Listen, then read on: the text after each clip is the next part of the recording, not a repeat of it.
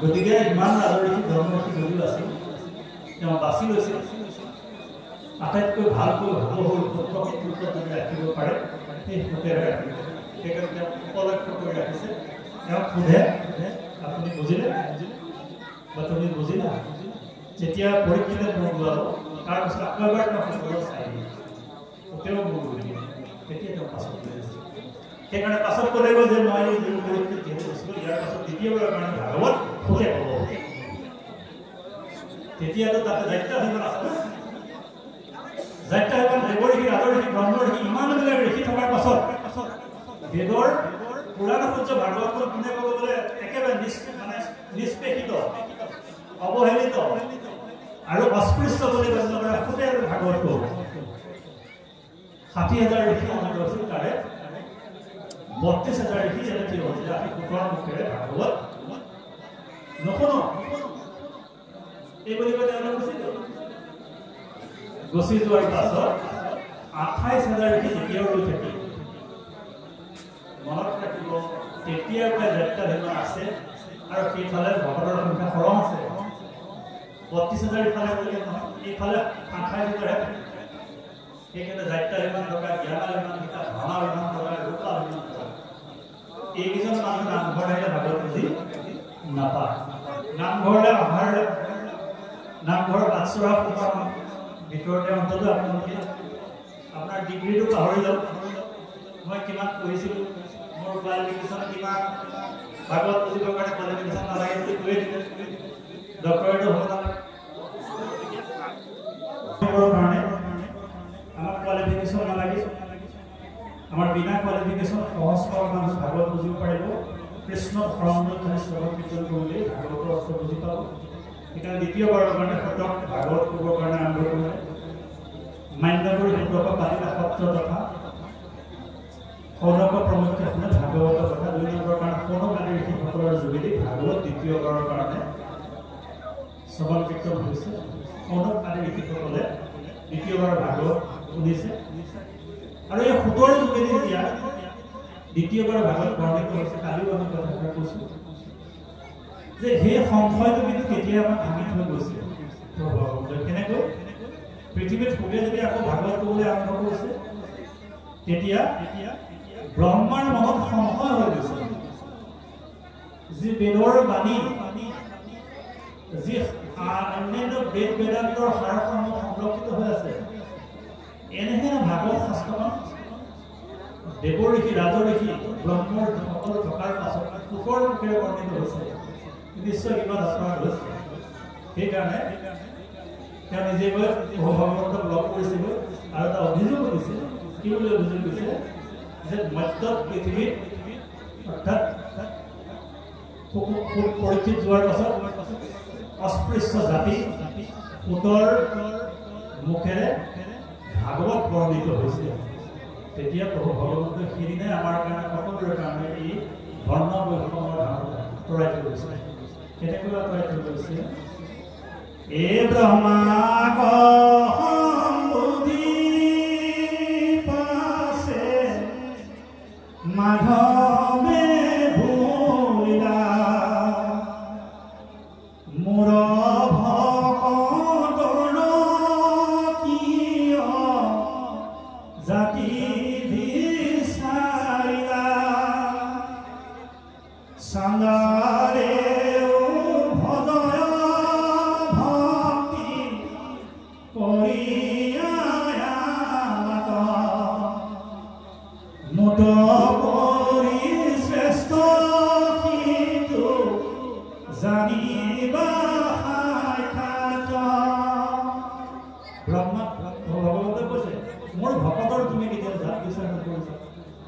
সেইকাৰণে আমাৰ ঘৰত কোনো জাতৰ ওপৰত কাকো আসন দিয়াৰ ব্যৱস্থা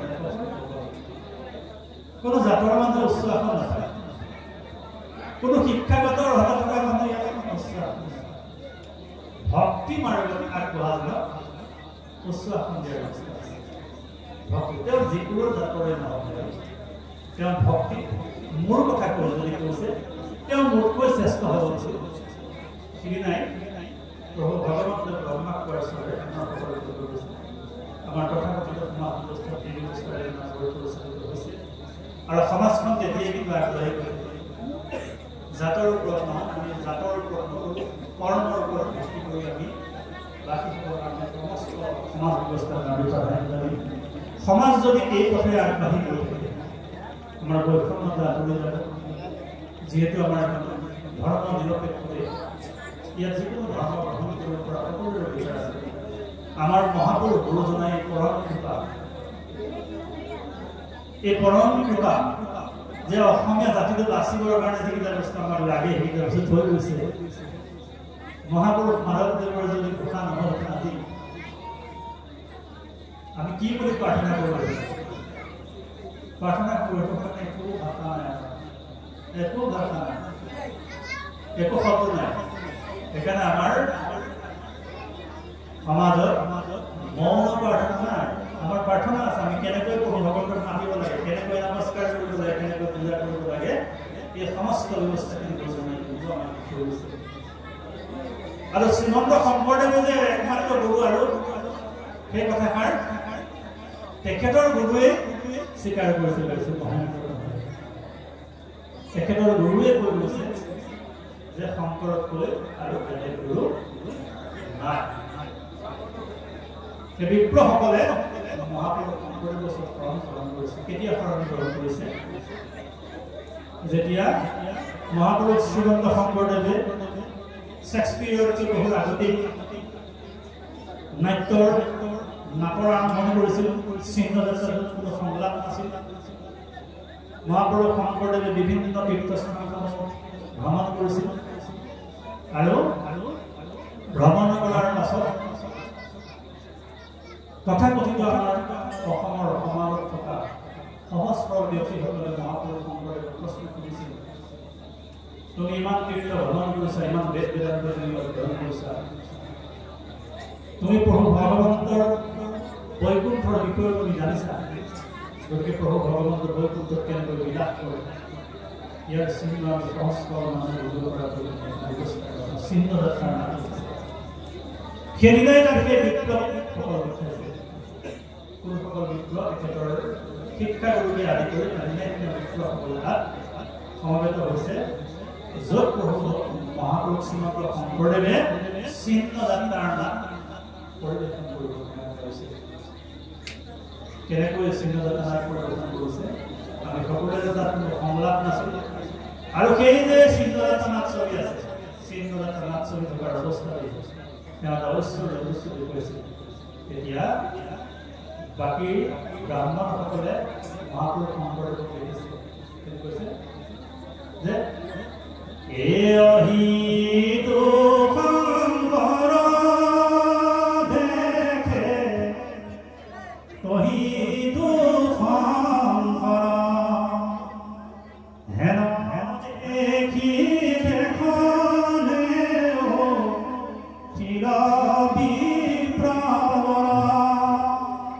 বৈকুণ্ঠৰ বত আঁকি আছে। বৈকুণ্ঠতো প্ৰভু শংকৰদেৱক দেখিছে। চিহ্ন যাত্ৰাৰ মাজত যি গায়ন পৰিৱেশন কৰিছিল, দেখিল গায়ন দেখিল শংকৰ গায়নৰ মাজে নাই পদ্ম বৈকুণ্ঠত দেখিলা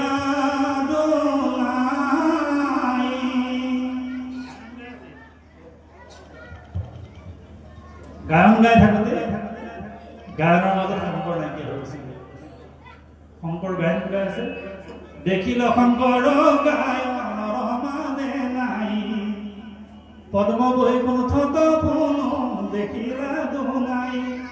বিপ্লৱসকলে নাম চাই আছে, গায়নৰ মাজত নাই, পদ্ম বৈকুণ্ঠত শংকৰ বিৰাজমান হৈছে। অহিতো শংকৰ দেখে তহিতো শংকৰ হেন দেখি দেখনে উঠিল বিপ্লৱৰ। বিপ্লৱ থিয় হৈছে। সেইদিনাই ঘোষণা কৰিছে, আমি বিপ্লৱ হবে কৰো অতয়নাচাৰ শংকৰত হবে মিলি কৰো অনাচাৰ। এই শংকৰৰ ওপৰত আমি অনাচাৰ উৎপীড়ন কৰিছোঁ, আমি দুৰাচাৰ শংকৰৰ ওপৰত আমি ইমানখিনি আজি হতে শংকৰত বাদন পঢ়িব ইহাৰ চৰণে পুনৰ শৰণ পঢ়িব। বিপ্লৱে শৰণ গ্ৰহণ কৰিবৰ কাৰণে ব্যৱস্থা কৰিছে। আজিৰ পৰা সংঘত আমি বিবাদ নকৰোঁ, কাৰণ শংকৰদেৱক আমি শূদ্ৰ বুলি ভাবি আছিলোঁ। অযুদ্ধ বাহু কৰি হেৰা কৰো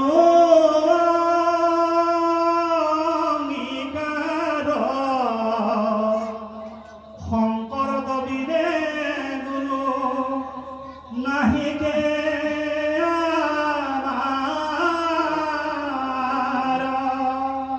এই ঘোষণাটো পৰি গ'ল তেখেতৰ গুৰু মহেন্দ্ৰ খণ্ডলৈকে আদি কৰি বিপ্লৱসকল, আৰু সেই গুৰুজনকে আমি লগত লৈ অসমীয়া সমাজখন বাচি আছোঁ।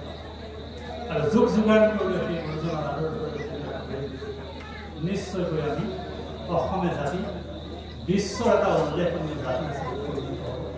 সেয়েহে আমি গুৰুৰ চৰণত পুনৰবাৰ আজি আমি ভাগৱতৰ ব্যাখ্যাৰ সামৰণিলৈ আগবঢ়াই হৈছে। পৰৱৰ্তী পৰ্যায়ত আপোনালোকক আকৌ লগ পাম ভাবিছোঁ। আমি কালিও কৈছিলোঁ যে অকণমান খাম লাগি থকা অৱস্থাতেই খোৱাটো বন্ধ কৰিলে সকলোৰে কাৰণে উপকাৰ, শৰীৰৰ কাৰণে উপকাৰ, আমাৰ শৰীৰখন ক'ব। গতিকে ভাবিছোঁ ভাগৱত চলি থাকিব। আমি পৰৱৰ্তী পৰ্যায়ত যদি কেতিয়াবা সময় অসুবিধা হয় আমি মাতিম। খালি আমাৰ এটা দক্ষিণা এটা আমি বিচাৰিম, আপোনালোকৰ দক্ষিণা এটা আমাক দিব লাগিব। আমি যদি ইমান দূৰ ৰাইজ আমাক দক্ষিণা দিবলৈ নহ'ব। দক্ষিণাটো আমি খুজিছোঁ আপোনালোকে সকলোৱে দৃঢ়খনত নিজৰ নিজৰ দৃঢ় এদিন হ'লেও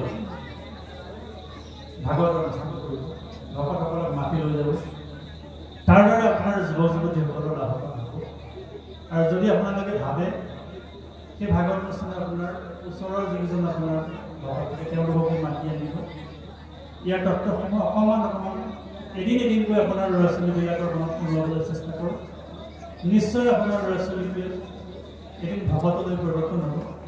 ভকতৰ সংখ্যা বাঢ়ি যোৱাৰ লগে লগে দুষ্টৰ সংখ্যা কমি আহিব। এজন বেয়া মানুহ ভাল হৈ যোৱা মানে এজন বেয়া মানুহ নোহোৱা হ'ব। এজন ভকত বাঢ়িব আৰু বহাৰ আজিৰ যিটো ব্যৱস্থা কৰিছে খুব সুন্দৰভাৱে ব্যৱস্থা কৰিছে। এইটোকে আপোনালোকৰ ঘৰখনত কিন্তু কৰাৰ ব্যৱস্থাটো কৰিব। তেতিয়া ঘৰখন মন্দিৰলৈ গঠিত হৈ গুচি যাব। এখন আপোনালোকৰ ঘৰ হৈ মন্দিৰ হৈ যাব। যদি সেইটোকে নহয় তেতিয়াও ব্যৱস্থা কৰিছে। কি বুলি ব্যৱস্থা কৰিছে? কৃষ্ণ কীৰ্তন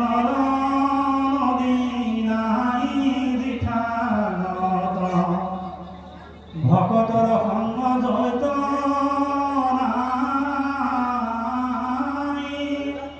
ব্ৰহ্মাৰ ভুৱন ভৈলেও পবিত্ৰ মাতি যোগ্য মহে থাকিবে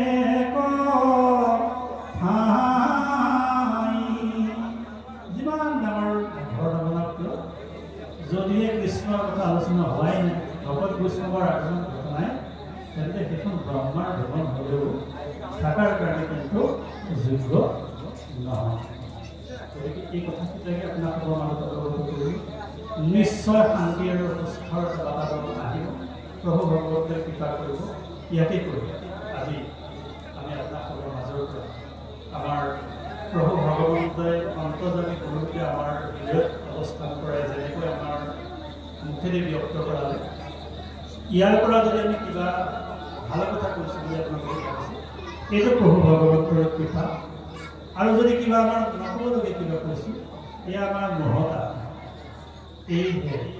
এই বাদিকে আপোনালোকৰ আগত ৰাখি এষাৰি প্ৰাৰ্থনাৰে আমি আপোনালোকৰ হে কৃষ্ণ তজ